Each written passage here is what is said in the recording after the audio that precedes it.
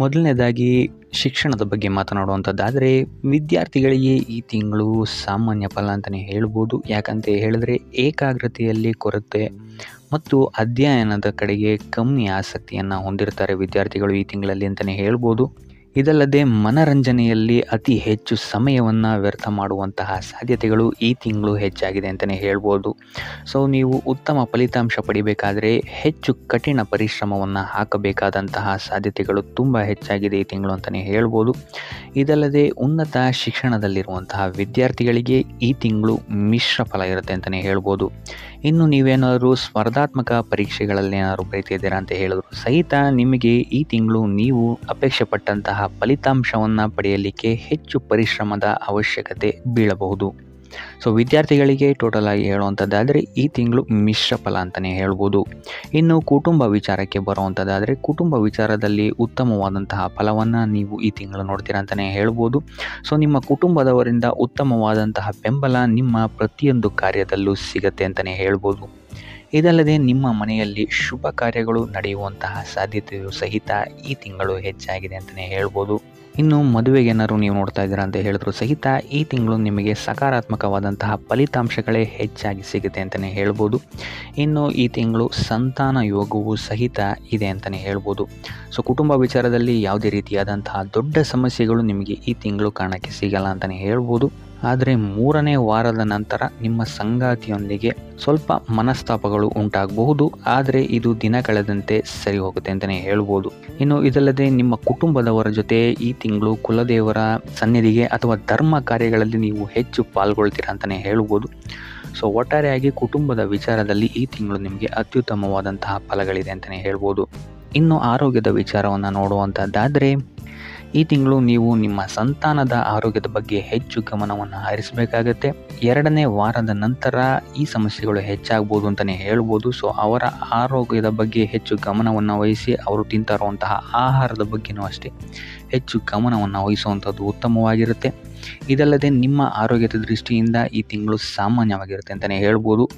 ಶ್ವಾಸಕೋಶಕ್ಕೆ ಸಂಬಂಧಿಸಿದಂತೆ ಅಥವಾ ಚರ್ಮಕ್ಕೆ ಅಥವಾ ಹೊಟ್ಟೆಗೆ ಸಂಬಂಧಿಸಿದಂತಹ ಸಮಸ್ಯೆಗಳು ಈ ತಿಂಗಳು ನಿಮಗೆ ಸ್ವಲ್ಪ ಕಾಡ್ಬೋದು ಅಂತಲೇ ಹೇಳ್ಬೋದು. ಸೊ ಆದ್ದರಿಂದ ಆಹಾರದ ಬಗ್ಗೆ ಹೆಚ್ಚು ಗಮನವನ್ನು ವಹಿಸಿ ಕರಿದ ತಿಂಡಿಗಳಿಂದ ಆದಷ್ಟು ನೀವು ದೂರ ಇರುವಂಥದ್ದು ಉತ್ತಮವಾಗಿರುತ್ತೆ ಈ ತಿಂಗಳು. ಇನ್ನು ವಯೋವೃದ್ಧರಿಗೆ ಮಧುಮೇಹ ರೋಗಗಳು ಬಾಧಿಸಬಹುದು. ಸೊ ಆದಷ್ಟು ಇದರಿಂದಾಗಿ ಹೆಚ್ಚು ಹಣವು ಸಹಿತ ನಿಮಗಿಲ್ಲಿ ನಿಮ್ಮ ಆರೋಗ್ಯದ ವಿಚಾರದಿಂದ ಖರ್ಚಾಗ್ಬೋದು ಅಂತಲೇ ಹೇಳ್ಬೋದು. ಸೊ ಆದ್ದರಿಂದ ಆದಷ್ಟು ಯೋಗ ಧ್ಯಾನವನ್ನು ಮಾಡುವಂಥದ್ದು ನಿಮಗಿಲ್ಲಿ ಉಪಾಯಕಾರಿಯಾಗಿರುತ್ತೆ ಅಂತಲೇ ಹೇಳ್ಬೋದು. ಸೊ ಆರೋಗ್ಯದ ದೃಷ್ಟಿಕೋನದಿಂದ ಈ ತಿಂಗಳು ಸ್ವಲ್ಪ ಗಮನವನ್ನು ವಹಿಸುವಂಥದ್ದು ಉತ್ತಮವಾಗಿರುತ್ತೆ ಅಂತಲೇ ಹೇಳ್ಬೋದು. ಇನ್ನು ವೃತ್ತಿ ಜೀವನಕ್ಕೆ ಬರುವಂಥದ್ದಾದರೆ ವೃತ್ತಿ ಜೀವನದಲ್ಲಿ ಈ ತಿಂಗಳು ನಿಮಗೆ ಸಾಮಾನ್ಯ ಫಲ ಅಂತ ಹೇಳ್ಬೋದು. ಈ ತಿಂಗಳು ನಿಮ್ಮ ಕಾರ್ಯಕ್ಷೇತ್ರದಲ್ಲಿ ನಿಮಗೆ ಹೆಚ್ಚಿನ ವೆಚ್ಚವಾಗ್ಬೋದು. ಇದಲ್ಲದೆ ನಿಮ್ಮ ಕಾರ್ಯದ ಹೊರೆಯೂ ಸಹಿತ ನಿಮಗಿಲ್ಲಿ ಹೆಚ್ಚಾಗುತ್ತೆ ಅಂತಲೇ ಹೇಳ್ಬೋದು. ಇನ್ನು ನೀವೇನಾದರೂ ಹೊಸದಾಗಿ ಏನಾದರೂ ಕೆಲಸಕ್ಕೆ ಸೇರಿದ್ದೀರಾ ಅಂತ ಹೇಳಿದರೆ ಹೊಸದಾದ ಕೆಲಸದಲ್ಲಿ ನಿಮಗಿಲ್ಲಿ ಅಲೆದಾಟಗಳು ಹೆಚ್ಚಾಗ್ಬೋದು ಅಂತಲೇ ಹೇಳ್ಬೋದು. ಸೊ ಆದ್ದರಿಂದ ಇಲ್ಲಿ ನೀವು ನಿಮ್ಮ ಕೋಪದ ಮೇಲೆ ಸ್ವಲ್ಪ ಹಿಡಿತವನ್ನು ಇಟ್ಕೊಬೇಕಾಗುತ್ತೆ. ಇಲ್ಲ ಅಂತ ಹೇಳಿದರೆ ನಿಮ್ಮ ಮಾತು ಇಲ್ಲಿ ನಿಮಗೆ ಹೆಚ್ಚು ತೊಂದರೆಯನ್ನು ಕೊಡಬಹುದು ನಿಮ್ಮ ಕಾರ್ಯಕ್ಷೇತ್ರದಲ್ಲಿ. 2ನೇ ವಾರದ ನಂತರ ಅತಿ ಹೆಚ್ಚು ಗಮನವನ್ನು ನೀವು ನೀಡಬೇಕಾಗುತ್ತೆ ನಿಮ್ಮ ಮಾತಿನ ಮೇಲೆ. ಇದಲ್ಲದೆ ನಿಮ್ಮ ಮೇಲಾಧಿಕಾರಿಗಳ ಜೊತೆನೂ ಸಹಿತ ನಿಮಗಿಲ್ಲಿ ಸ್ವಲ್ಪ ಸಮಸ್ಯೆಗಳು ಎದುರಾಗಬಹುದು. ಆದರೆ 3ನೇ ವಾರದ ನಂತರ ನಿಮಗಿಲ್ಲಿ ಸ್ಥಿತಿಗತಿಗಳು ಸುಧಾರಣೆ ಆಗುತ್ತೆ ಅಂತಲೇ ಹೇಳ್ಬೋದು. ಸೊ ಆದ್ದರಿಂದ ಕಾರ್ಯಕ್ಷೇತ್ರದಲ್ಲಿ ಹೆಚ್ಚು ಗಮನವನ್ನು ವಹಿಸಿ ನಿಮ್ಮ ಸಹವರ್ತಿಗಳೊಂದಿಗೂ ಅಷ್ಟೇ ಎಷ್ಟು ಬೇಕೋ ಅಷ್ಟೇ ಮಾತಾಡಿ ಸೈಲೆಂಟ್ ಆಗಿರುವಂಥದ್ದು ಉತ್ತಮವಾಗಿರುತ್ತೆ. ನೀವಾಯಿತು ನಿಮ್ಮ ಕೆಲಸ ಆಯಿತು ಅಂತ ಇರುವಂಥದ್ದು ಉತ್ತಮವಾಗಿರುತ್ತೆ ಅಂತಲೇ ಹೇಳ್ಬೋದು. ಇನ್ನು ವಾಹನ ಚಲಾಯಿಸಬೇಕಾದ್ರೂ ಅಷ್ಟೇ ನೀವು ಹೆಚ್ಚು ಗಮನವನ್ನು ವಹಿಸುವಂಥದ್ದು ಉತ್ತಮವಾಗಿರುತ್ತೆ. ಇನ್ನು ನೀವೇನಾದ್ರು ಕೆಲಸ ಹುಡುಕ್ತಾ ಇದ್ದೀರಾ ಅಂತ ಹೇಳಿದ್ರೆ ನಿಮ್ಮ ನಿರೀಕ್ಷೆಗೆ ತಕ್ಕಂತಹ ಕೆಲಸ ಈ ತಿಂಗಳು ನಿಮಗೆ ಸಿಗೋಕ್ಕೆ ತಡ ಆಗ್ಬೋದು ಅಂತಲೇ ಹೇಳ್ಬೋದು. ಸೊ ಆದ್ದರಿಂದ ನಿಮ್ಮ ಪರಿಶ್ರಮವನ್ನು ನೀವು ಸ್ವಲ್ಪ ಹೆಚ್ಚಾಗಿ ಹಾಕಬೇಕಾಗುತ್ತೆ. ಸೊ ಒಟ್ಟಾರೆಯಾಗಿ ನೋಡುವಂಥದ್ದಾದರೆ ವೃತ್ತಿ ಜೀವನದಲ್ಲಿ ಈ ತಿಂಗಳು ನಿಮಗೆ ಸಾಮಾನ್ಯ ಫಲ ಅಂತಲೇ ಹೇಳ್ಬೋದು. ಇನ್ನು ಹಣಕಾಸಿನ ವಿಚಾರಕ್ಕೆ ಬರುವಂಥದ್ದಾದರೆ ಹಣಕಾಸಿನ ವಿಚಾರದಲ್ಲಿ ಈ ತಿಂಗಳು ನೀವು ತುಂಬ ಎಚ್ಚರಿಕೆ ವಹಿಸಬೇಕಾಗತ್ತೆ. ಹೆಚ್ಚು ಖರ್ಚುಗಳಾಗ್ಬೋದು ಈ ತಿಂಗಳು ನಿಮಗೆ ನಿಮ್ಮ ಕುಟುಂಬಕ್ಕೆ ಅಥವಾ ನಿಮ್ಮ ಸಂಗಾತಿಗೆ ಆರೋಗ್ಯಕ್ಕೆ ಸಂಬಂಧಿಸಿದಂತೆ ಈ ತಿಂಗಳು ಸ್ವಲ್ಪ ಖರ್ಚುಗಳು ಹೆಚ್ಚಾಗಬಹುದು. ಇದಲ್ಲದೆ ಯಾವುದೇ ಮಾರ್ಗಸೂಚಿ ಇಲ್ಲದೆ ಎಲ್ಲೂ ಹಣವನ್ನು ಹೂಡಬೇಡಿ. ಅನಗತ್ಯ ಖರ್ಚುಗಳನ್ನು ಆದಷ್ಟು ನೀವು ತಪ್ಪಿಸೋಕ್ಕೆ ಟ್ರೈ ಮಾಡುವಂಥದ್ದು ಉತ್ತಮವಾಗಿರುತ್ತೆ ಈ ತಿಂಗಳು. ಇನ್ನು ಇದಲ್ಲದೆ ವ್ಯಾಪಾರಿಗಳಿಗೆ ಈ ತಿಂಗಳು ಸಾಮಾನ್ಯ ಫಲ ಅಂತಲೇ ಹೇಳ್ಬೋದು. ಇನ್ನು ನೀವೇನಾದರೂ ಪಾಲುದಾರಿಕೆಯ ವ್ಯವಹಾರಗಳಲ್ಲಿದ್ದೀರಾ ಅಂತ ಹೇಳಿದರೂ ಸಹಿತ ಆದಷ್ಟು ಎಚ್ಚರಿಕೆಯನ್ನು ವಹಿಸುವಂಥದ್ದು ಉತ್ತಮವಾಗಿರುತ್ತೆ.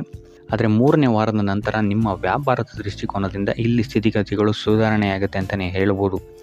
ಇನ್ನು ನೀವು ಯಾರಿಗಾರು ಸಾಲ ನೀಡಬೇಕು ಅಂತ ಇದ್ದರೆ ಆದಷ್ಟು ಎಚ್ಚರಿಕೆಯಿಂದ ಇರುವಂಥದ್ದು ಉತ್ತಮವಾಗಿರುತ್ತೆ. ಯಾಕಂತಹ ಕೊಟ್ಟಂತಹ ಸಾಲ ಮತ್ತೆ ಹಿಂತಿರುಗಿ ಬರುವಂಥದ್ದು ಕಷ್ಟ ಆಗಬಹುದು. ಸೊ ಆದ್ದರಿಂದ ಪ್ರತಿಯೊಂದನ್ನು ವಿಚಾರಿಸಿ ನೀವು ಸಾಲ ಕೊಡುವಂಥದ್ದು ಉತ್ತಮವಾಗಿರುತ್ತೆ.